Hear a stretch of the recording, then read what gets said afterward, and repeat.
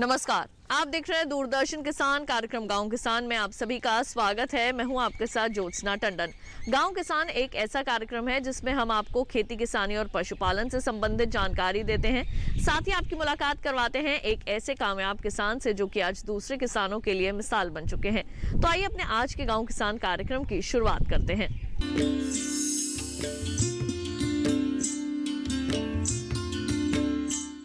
आइए कार्यक्रम की शुरुआत करते हैं हमारे पहले सेगमेंट खेती किसानी से। यूं तो हमारे देश में सदियों से ही औषधीय पौधों की खेती की जाती है। औषधीय पौधों की खेती करके न केवल हमारे किसान भाई बहन अच्छा मुनाफा हासिल कर पा रहे हैं, बल्कि पारंपरिक फसलों की खेती से हटकर कुछ नया करने की लगन दिखाते हैं। और इस काम में सरकार भी हमारे किसानों को प्रोत्साहित कर रही है। तो किस तरह से आप कर सकते हैं औषधीय पौधों की खेती, आइए जानते हैं। दुनिया भर में प्राकृतिक उपचार और हर्बल उत्पादों की मांग लगातार बढ़ रही है। कोविड ने मांग में और तेजी ला दी है, इसीलिए अश्वगंधा, गिलोय, तुलसी, कालमेघ, मुलेठी जैसी कई प्रमुख जड़ी बूटियां की मांग में भारी वृद्धि हुई है। आज भी करीब 65% लोग औषधीय पौधों का किसी न किसी रूप में उपयोग करते हैं। भारत दुनिया के उन गिने चुने देशों में से है जिसे उच्च जैव विविधता वाले देश का दर्जा दिया जाता है। पौधों की ऐसी कई किस्में हैं जो सिर्फ भारत में पाई जाती हैं। हालांकि जलवायु परिवर्तन का असर औषधीय पौधों की किस्मों पर भी पड़ता है। कई प्रजातियां आज विलुप्ति के कगार पर हैं, लेकिन सही कदम उठाए जाएं तो इन्हें न सिर्फ बचाया जा सकता है, बल्कि इससे अच्छा मुनाफा भी कमाया जा सकता है। हमारे देश में कई तरह की औषधीय पौधे लोकप्रिय हैं, जैसे अश्वगंधा, गिलोय, भृंगराज, सताबर, पुदीना, मोंगरा, तुलसी, घृतकुमारी, ब्रह्मी, शंखपुष्पी और गूलर। बदलते हालात में एक बार फिर औषधीय पौधों के महत्व को तेजी से अपनाया जा रहा है, जिससे खेती के क्षेत्र में भी किसानों के लिए सुनहरे अवसर खड़े कर दिए हैं। किसान पारंपरिक फसलों की खेती के साथ साथ औषधीय पौधों की खेती करके अधिक आय ले सकते हैं। हर्बल खेती को प्रोत्साहित करने के लिए सरकार भी किसानों का हर संभव सहयोग कर रही है। राष्ट्रीय औषधीय पादप बोर्ड वर्तमान में पूरे देश में औषधीय पौधों के संरक्षण, विकास और सतत प्रबंधन पर काम कर रहा है।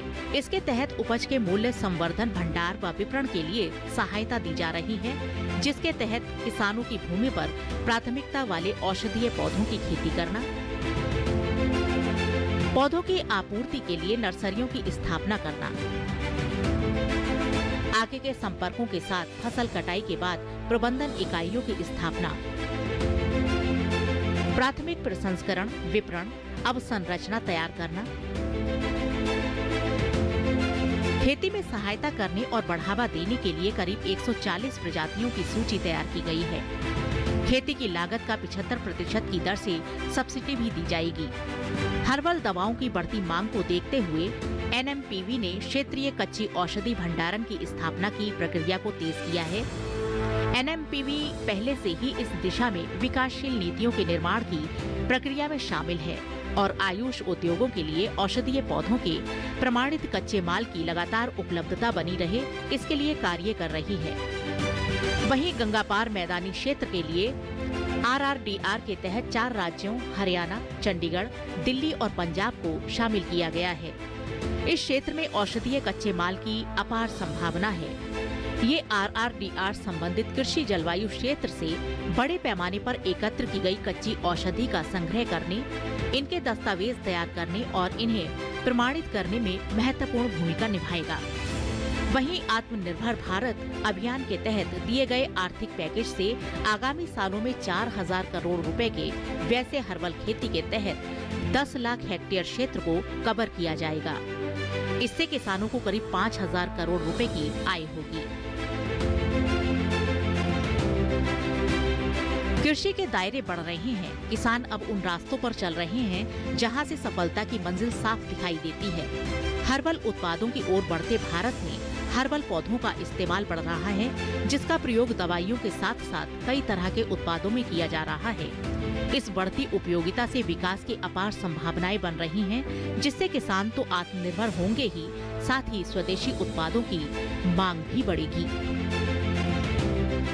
बहुत स्वागत आपका। आप देख रहे हैं डीडी किसान और मैं हूं आपके साथ राधिका चौधरी। हमारे साथ डॉक्टर केसी भट्ट साहब होंगे जो आपको जानकारी देंगे कि औषधीय पौधों के बारे में कितना महत्वपूर्ण है आपके घर पर इसका प्लांट लगाना और इसके बारे में तमाम वो जानकारी चलिए जान लेते हैं। बहुत स्वागत आपका। धन्यवाद। औषधीय पौधों के लिए सबसे पहले कितना ज़रूरी है और इसके बारे में आप जानकारी देंगे। देखिए, औषधीय पौधों का हमारे जीवन में बहुत बड़ा महत्व है। इनका जिक्र देवताओं के समय से होता है कि सूर्यपुत्र अश्विनी कुमारों ने इनका इस्तेमाल किया था देवताओं के इलाज करने में। तो उसी प्रकार धन्वंतरी, जो भगवान धन्वंतरी हुए, उन्होंने भी देवताओं के इलाज करने में इनका उपयोग किया था। तो औषधीय पौधों का महत्व हमारे जीवन में बहुत बड़ा है और ये औषधीय पौधे हमें अपने जो हमारे जो रोग होते हैं, रोग निदान में बिना किसी उसके ये यूज़ किए जा सकते हैं। इनसे कोई साइड इफ़ेक्ट नहीं होता है, तो इनका इस्तेमाल करना बहुत आवश्यक है। क्योंकि आज के जीवन में आपने देखा होगा कि हमारा पॉल्यूशन बहुत, जो हमारा पर्यावरण ख़राब हो रहा है, कई सारी हमारी बीमारियां पैदा हो रही हैं। तो इनका महत्व, जैसे मैंने आपको बताया कि देवताओं के इलाज में भी इनका इस्तेमाल किया गया है। जैसे अश्विनी कुमारों ने शल्य चिकित्सक कहा गया है अश्विनी कुमारों को। तो इनका जो है इस्तेमाल इतने पुराने, इतना मतलब टाइम से हो रहा है, तो इसका मतलब इनका बहुत महत्व है और हमें इनको उगाना चाहिए। और आज के वातावरण को देखते हुए ये बहुत आवश्यक है कि हम इन पौधों की खेती करें और इन पौधों के बारे में समझें। किसान भाई इसकी खेती करें, इसके लिए आप क्या सहयोग करेंगे और किसानों को कैसे इसके बारे में समझाएंगे? किसान भाइयों को या हमारे जो गांव में रहने वाले लोग हैं, वो अभी तक अनभिज्ञ हैं। क्योंकि हमारे जो सिस्टम है, एलोपैथिक सिस्टम के मतलब आने से, इसका ज़्यादा प्रभाव होने से हमारी जो आयुर्वेद में इस्तेमाल होने वाली औषधीय पौधे हैं, उनका लोगों को ज़्यादा ज्ञान नहीं है। उसके बारे में ज्ञान होना बहुत ज़रूरी है।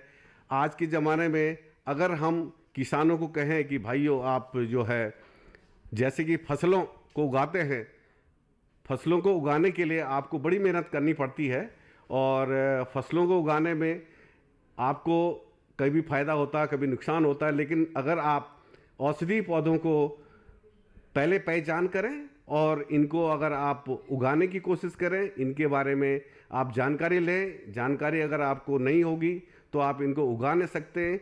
इसके लिए आपको प्रॉपर एक जानकारी लेनी पड़ेगी कि कौन से पौधे कहाँ पे उगाने चाहिए, किस जलवायु में उगाने चाहिए और कब उगाने चाहिए। दूसरा, इनको उगाने से आपको बहुत बड़ा फ़ायदा होने वाला है। आप गेहूँ आप 1500 रुपये क्विंटल बिकेगा, ये आपका अगर औषधि पौधे अगर आप उगाएंगे तो ये आप हज़ारों में आपको जो है इनकम बढ़ाएंगे। और इनकम के साथ साथ आपका जो है बिजनेस भी आप कर सकते हैं। आपको इसका जो है बहुत भारी, इसका जो है मतलब फ़ायदा होने वाला है और अगर आप इसका फ़ायदा ले सकते हैं, न कि आपकी इनकम बढ़ाने में, बल्कि आपके जो है एक इन्वायरमेंट, जो आपका पर्यावरण है, उसको भी सुधार लाने में इसका बहुत महत्व है। जी, हम किसानों की आय दोगुनी करने की बात करते हैं, उन्हें मजबूत करने की बात करते हैं और ये तो बहुत बड़ी बात आपने कह दी कि औषधीय पौधे जो हैं, इससे आप दोगुना कमाई कर सकते हैं। लेकिन महत्वपूर्ण हो जाता है कि हमारे किसान भाई जागरूक हो, इसके बारे में जानकारी ज़्यादा से ज़्यादा सरकार और आप लोग देते हैं। लेकिन आज विश्व भर की संख्या अगर मैं पूछना चाहूँ, कितने पौधे विश्व भर में होंगे?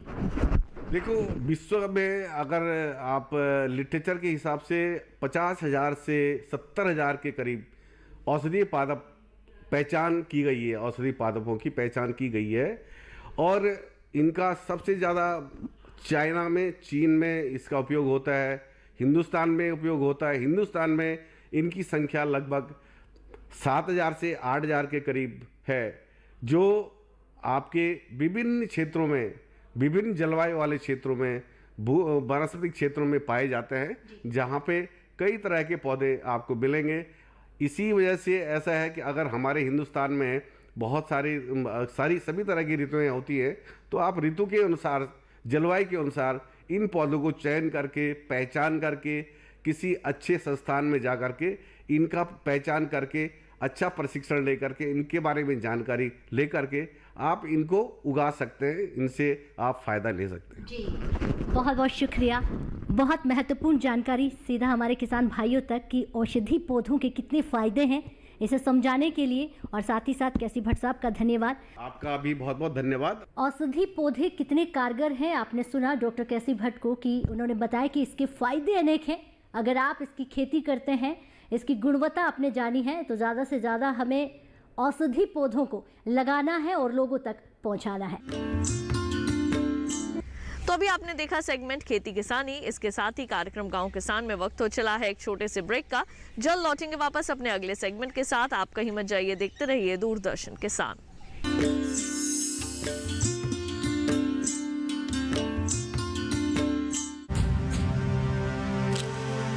भारत की पोलियो से जीत की कहानी बड़े बड़े शब्दों में लिखी जाएगी, पर इस जीती हुई लड़ाई को कायम रखने के लिए हमें अपने प्रयासों को जारी रखना होगा जब तक दुनिया से पोलियो का खतरा पूर्ण रूप से टल न जाए। खतरा है बरकरार, इसीलिए पोलियो की खुराक पिलाना है हर बार।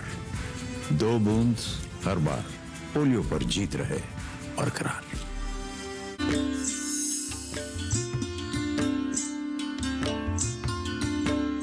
ब्रेक के बाद एक बार फिर आप सभी का स्वागत है कार्यक्रम गांव किसान में। आइए कार्यक्रम में बढ़ते हैं आगे और अब देखते हैं सेगमेंट हमारा पशुधन। बतख पालन करके भी आप ज़्यादा से ज़्यादा मुनाफा हासिल कर सकते हैं, लेकिन बतख पालन करने के लिए कुछ सावधानियों को बरतना बेहद ज़रूरी है।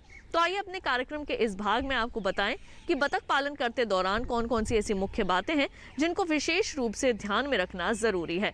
आइए देखते हैं इसी पर आधारित एक खास रिपोर्ट।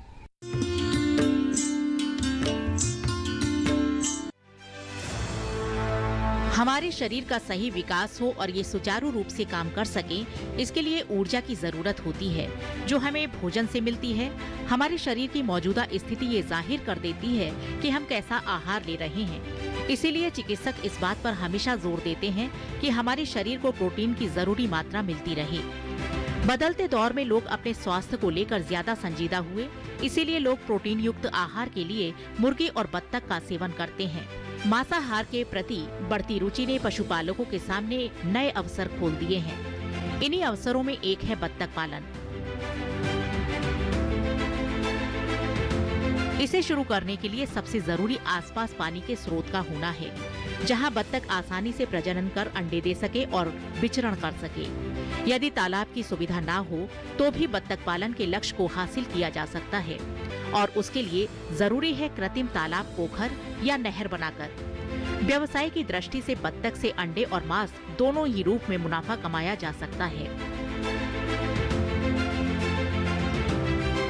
बत्तखों में रोगों से लड़ने की क्षमता मुर्गियों की तुलना में ज्यादा होती है, लेकिन उनके रहने की जगह पर गंदगी, गंदा दाना पानी, दूसरे जीवों से नजदीकी व गीला कूड़ा कई बार बीमारी फैलाने की बड़ी वजह बन जाते हैं। इसीलिए इन बातों का विशेष ख्याल रखें। आवास का फर्श सूखा व साफ रखें। बत्तखों के चूजे हमेशा रोग रहित व अच्छी नर्सरी से लें। बीमार बत्तखों को तुरंत अलग कर दें। मृत बत्तखों को जला दें या कहीं दूर ले जाकर दबा दें। चिकित्सक से सलाह लेकर जरूरी टीके लगवाएं। इस व्यवसाय में नुकसान को कम करने के लिए चूजों पर खास ध्यान दें। यदि चूजों की संख्या में कमी होती है तो उसका सीधा असर व्यवसाय पर पड़ता है।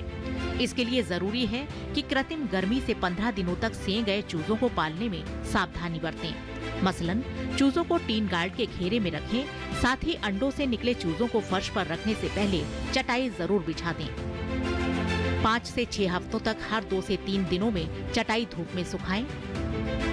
चूजों को रोज दिन में 3 से 4 बार साफ पानी पिलाएं। चूजों को बारीक दाना दें। 1 महीने बाद चूजों को तालाब में छोड़ें, लेकिन शिकारी पशु पक्षियों से उनकी रक्षा करें। 4 महीने की उम्र में नर व मादा की पहचान हो जाती है। आहार पर ध्यान दिया जाए तो बत्तखें 5 माह बाद अंडे देने लगती हैं। इस समय बत्तख के आहार में जरूरी पोषक तत्व शामिल करें। आजकल जैसे कि आप देख रहे हो कि जो युवा पीढ़ी है हमारी, वो खेतीबाड़ी के कामों से कटती जा रही है। तो उस चीज़ को ध्यान में रखते हुए, क्योंकि आजकल की जो सोच है, जो हमारे बड़े बुजुर्ग हैं वही ये कहते हैं कि अगर कोई बच्चा पढ़ लिख लिया है तो उसको सिर्फ नौकरी करनी चाहिए। इस सोच को बदलने के लिए जिससे कि हमारी नई पीढ़ी खेतीबाड़ी के कामों में कुछ करे, तो इस चीज़ के लिए मैंने फिर ये अपना खेती से जुड़ा हुआ काम शुरू किया। इसमें शुरुआत में मैं 1000 डकलिंग लेकर के आया था। 1000 डकलिंग की कॉस्ट जो मुझे पड़ी थी, एक बच्चे की कॉस्ट, मुझे एक डकलिंग की कॉस्ट 65 रुपये पड़ी थी और 4000 रुपये मेरा किराया आया था। तो लगभग आप ये मानो कि 70,000 रुपये की मेरी शुरुआती खर्च आई थी। उसके बाद मैं 1 महीने बाद में मैंने फिर 1000 बच्चे मंगाए थे। आज जो मेरे पास में हैं टोटल 2000 बर्ड्स हैं। इनमें लगभग 1500 मेरे पास में फ़ीमेल हैं और 500 मेरे पास मेल हैं। एग प्रोडक्शन जो स्टार्ट होता है, जो शुरुआत होती है, वो लगभग 5 महीने में ये बर्ड एग पे आ जाती है। तो 5 महीने बाद में आपका एग प्रोडक्शन स्टार्ट हो जाएगा और इसका जो अंडा है मार्केट में 7 रुपये से लेकर के 12 रुपये तक के बीच में इसका अंडा बिकता है। आजकल किसान समन्वित बत्तख पालन में ज्यादा रुचि ले रहे हैं। इसमें बत्तख के साथ साथ मछली पालन कर आय को बढ़ाया जा सकता है। इस तकनीक को इंटीग्रेटेड तकनीक कहते हैं। इसके लिए तालाब ऐसे स्थान में बनाना चाहिए जहां साफ पानी आसानी से उपलब्ध हो सके। बत्तखों के लिए बनने वाला बाड़ा तालाब के ऊपर बनाएं। इससे बत्तखों द्वारा गिराया गया भोजन तालाब में जाएगा, जिसका उपयोग मछलियों द्वारा किया जा सकेगा। 1 हेक्टेयर के तालाब में 500 से 600 बत्तख पाली जा सकती हैं। इसके अलावा धान के साथ समेकेतिक कृषि के साथ भी बत्तख पालन किया जा सकता है।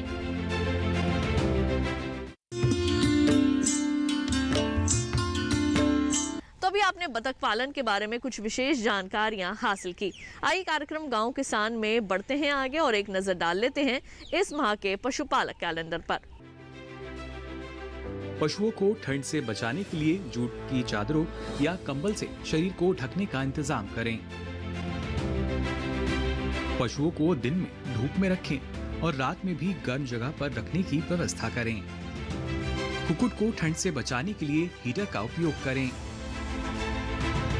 पशु आवास और मुर्गी फार्म की सफाई नियमित रूप से करें और मुर्गियों के बेडिंग को धूप दिखाएं।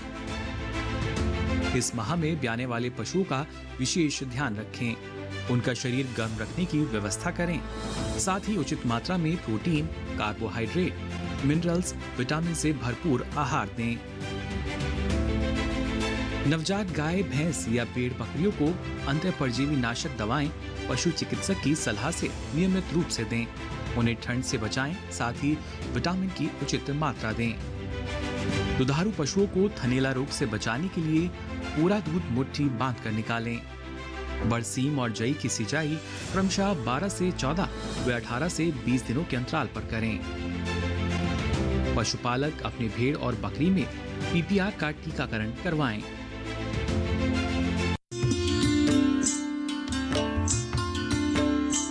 और इसी के साथ कार्यक्रम गांव किसान में वक्त हो चला है एक और छोटे से ब्रेक का। जल्द लौटेंगे वापस लेकर कामयाब किसान की कामयाबी की कहानी।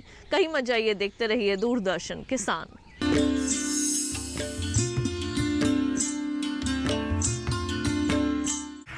मैं नहीं मानता कि तंबाकू जानलेवा है। मैं नहीं मानता कि तंबाकू जानलेवा है। मैं नहीं मानता तंबाकू जानलेवा है। चाहे हम कुछ भी कहें, कुछ लोग हमारा संदेश नहीं सुनते। मैं नहीं मानता। तंबाकू जानलेवा है। ये चेतावनी हर पैक पर है। इसे पढ़िए और इस पर विश्वास कीजिए।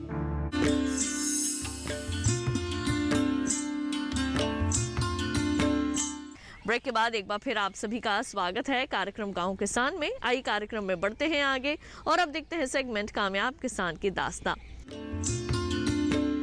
हमारा अन्नदाता सदियों से खेती किसानी के क्षेत्र में आगे बढ़ रहा है, लेकिन फसलों का ज्यादा से ज्यादा उत्पादन हासिल करने के लिए कई बार रासायनिक कीटनाशकों और उर्वरकों का प्रयोग करना पड़ता है, जिससे न केवल मिट्टी की सेहत खराब हो रही है बल्कि पर्यावरण को भी नुकसान पहुंच रहा है। ऐसे में प्राकृतिक खेती की गूंज एक बार फिर से गूंजने लगी है। तो किस तरह से आप कर सकते हैं प्राकृतिक खेती? आइए आज आपकी मुलाकात करवाते हैं एक ऐसे ही सफल किसान से जो कि दूसरे किसानों को भी प्राकृतिक खेती करने के लिए प्रोत्साहित कर रहे हैं। आधुनिकता की दौड़ में ज्यादातर किसान रासायनिक खेती से क्षणिक लाभ लेकर नुकसान का सामना कर रहे हैं। रासायनिक खेती से सेहत व पर्यावरण पर दूरगामी नकारात्मक असर भी देखने को मिल रहे हैं। यही वजह है कि किसान एक बार फिर प्राकृतिक और जैविक खेती की तरफ मुड़ रहे हैं। प्राकृतिक खेती से प्रकृति से सीधा तालमेल बैठाना आसान होता है। इससे खेती में आ रही कमियां दूर होती हैं और फसल में अच्छा खासा इजाफा मिलता है। सीकर के किसान बाबूलाल जी प्राकृतिक खेती करके अपनी खेती की तकदीर बदलने में दिन रात प्रयास में जुटे हुए हैं। हालांकि बाबूलाल जी भी सीकर के बाकी किसानों की तरह पहले परंपरागत खेती किया करते थे, जिसमें सामान्य तरीके से खाद और उर्वरक का इस्तेमाल होता था, लेकिन उत्पादन में मिल रही कमी उन्हें प्राकृतिक खेती की तरफ ले आई। वो बताते हैं कि पिछले 4 साल से वो प्राकृतिक खेती कर रहे हैं। पर्याप्त मात्रा में खाद और कीटनाशक मिलता रहे, इसके लिए बाबूलाल जी ने 4 देसी गाय भी पाल रखी हैं। राजस्थान जैसे गर्म प्रदेश में बाबूलाल जी कैसे सफल खेती कर रहे हैं और पानी की मुश्किलों को कैसे आसान बना रहे हैं, आइए उन्हीं से जानते हैं। मैं ये किसान हूँ, परंपरागत खेती करते हैं और धीरे धीरे क्या है वो जैविक खेती के बारे में सुना ऐसे लोगों से, कैसे करते हैं क्या करते हैं, उसके हिसाब से अपने को विचार है कि अपन भी खेती करेंगे। तो मैंने ऐसे बजाज ट्रस्ट की तरफ से थोड़ा उनसे मिला, उन्होंने मेरे को ऐसा कुछ बताया कि ऐसा करो, और तो इस हिसाब से मैंने धीरे धीरे जीवामृत, घन जीवामृत, 10 परनियर वगैरह बनाना काम चालू किया। अभी क्या मैं 4 साल से खेती कर रहा हूँ। उन्होंने मैंने 4 साल से कुछ भी नहीं डाला, खाली जीवामृत, घन जीवामृत और यही सब डाल के बना रहे हैं, बढ़िया रिजल्ट आ रहा है। और उनकी तरफ से हमारे को क्या है प्रोत्साहन राशि भी मिल रही है। धीरे धीरे ड्रिप इरिगेशन के बारे में ड्रिप लगाया तो उसमें कुछ सहयोग मिला। राजस्थान में पानी की कमी है, राजस्थान में ऐसे पानी की यहाँ सूखा है रहता है, तो पानी की जो उसमें क्या बूंद बूंद सिंचाई से पानी की बचत उसके हिसाब से। और फिर क्या वो बोला कि अपने देसी खेती करते हैं तो गाय चाहिए, तो हमने क्या वो गिर गाय खरीदी। अभी हमारे पास 3-4 गायें हैं, तो उनसे हम क्या देसी गाय से गोबर से, गौमूत्र से उनको इकट्ठा करते हैं, उनसे जीवामृत, घन जीवामृत और 10 परनियारक वगैरह सब बनाते हैं। और तुरंत खाद जो अपने हुमस इसके लिए बनाते हैं, जड़ों के लिए बनाते हैं, और इससे बढ़िया रिजल्ट है। जो भी खाते हैं अपन तो अपन को भी शुद्ध मिलता है, गायों के लिए चारा शुद्ध मिलता है। तो उनसे क्या एक नई सिस्टम से अपना काम हो रहा है, नई तकनीक और नई पद्धति से अपना ऐसा हो रहा है, और इसमें रिजल्ट भी बहुत बढ़िया आ रहा है। बाबूलाल जी मानते हैं कि प्राकृतिक खेती से हमें मिलने वाली उपज शुद्ध और सेहतमंद होती है, जिससे मिलने वाला पशु आहार भी शुद्ध होता है, जो पशुओं की प्रतिरोधक क्षमता को बढ़ाता है। खुले खेत में खेती के साथ साथ बाबूलाल जी पॉली हाउस में भी खेती कर रहे हैं, जिसमें वो टमाटर और खीरे की फसलें लेते हैं। इसके अलावा उनके खेतों में नींबू वर्गीय पौधे, गोभी वर्गीय सब्जियां, तरबूज, टमाटर जैसी फसलें लगी हुई हैं। प्राकृतिक तरीके से तैयार की गई फसलों का उन्हें बाजार दाम भी अच्छा मिलता है। वो कहते हैं कि उनकी उपज के लिए उन्हें ग्राहक नहीं तलाशने होते, क्योंकि उपज की गुणवत्ता ग्राहकों को खुद उनके खेत तक ले आती है। सब्जी लगाने का तो ऐसे अपन बढ़िया उसके भाव में ऊंची रेट में बिक जाती है। अपना माल बिल्कुल लंबे टाइम तक 2-3 दिन तक खराब नहीं होता है। उसी हिसाब से कि जैविक रासायनिक होता 2 दिन में सड़ जाते हैं सब्जी वगैरह, तो उसका कोई रिजल्ट नहीं मिलता है। और अपने क्या है तुरंत बिक जाते हैं। ऐसे माल भी गिराएगी भी अपने कहते हैं यार आपकी चीज़ बहुत अच्छी है, हमको आपका माल ही चाहिए, उसी हिसाब से वो भी ले देते हैं। मंडी में अपने भाव तेज़ रहते हैं, 1-2 रुपया सबसे अलग बिकते हैं, और क्वालिटी के हिसाब से भी सब टेस्ट वगैरह भी सब अच्छे होते हैं, ना अपने आप बिक जाते हैं। किसानों को सलाह ये देंगे कि आगे चल के अपन को जैविक खेती की तरफ चलो सब, और वैसे भी करना है। इतनी बीमारियां वगैरह फैल रही है, तो उसके हिसाब से अपन को अपना स्वस्थ रहना है, सुखी रहना है, तो जैविक खेती अपनाओ। और उसमें जैविक खेती से स्वास्थ्य शुद्ध रहेगा, देश शुद्ध रहेगा, अपन आगे बढ़ेंगे, सब यही होगा। बाबूलाल जी जैसे किसान प्राकृतिक और जैविक खेती को अपनाकर अपने खेत ही नहीं बल्कि लोगों के स्वास्थ्य को सुधारने में अपनी अहम भूमिका निभा रहे हैं। तो अभी आपने मुलाकात की हमारे आज के सफल किसान से। इसके साथ ही हम उम्मीद करेंगे कि आज के कार्यक्रम में दी गई जानकारियां आप सभी के जरूर काम आएंगी। किसान भाइयों बहनों, अगर आप गांव किसान कार्यक्रम को एक बार फिर से देखना चाहते हैं तो टीवी स्क्रीन पर दिखाए जा रहे QR कोड को स्कैन कीजिए या फिर दूरदर्शन किसान के YouTube चैनल पर भी जाकर आप हमारे इस कार्यक्रम को आसानी से देख सकते हैं।